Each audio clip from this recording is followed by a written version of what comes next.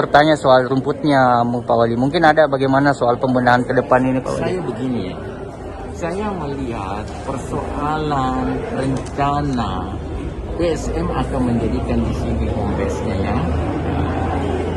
Tidak ada sesuatu yang terlalu serius bagi saya.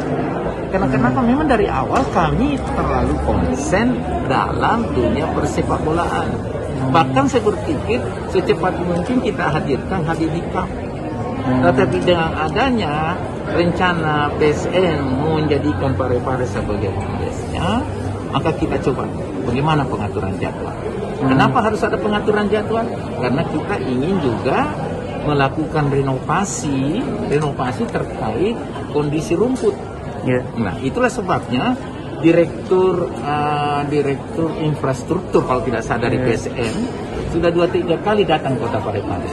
Nah, ternyata dia melihat kedatangannya dari waktu ke waktu, dia melihat progres keseriusan pemerintah kota untuk kesiapan itu.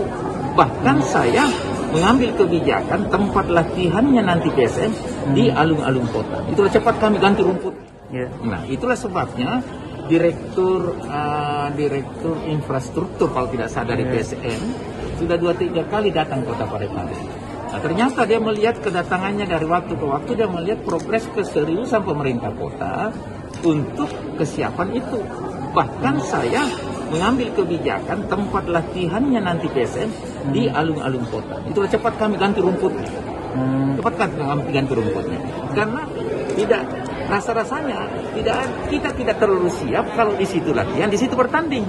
Nah, memang aturannya begitu. Tempat latihan tidak boleh jadikan tempat bertanding, tanpa bertanding tidak boleh bagikan tempat latihan. Nah, selanjutnya sambil kebijakan di anggaran perubahan kemarin ini saya anggarkan pergantian rumput juga di Gelora B.J. Habibie. Jadi itu semua bentuk-bentuk. Ada sekitar berapa anggarannya Pak Wali mungkin disiapkan untuk pembenahan stadion Gelora? Saya tidak tahu persis, yang jelas miliaran ya. Saya tidak tahu persis.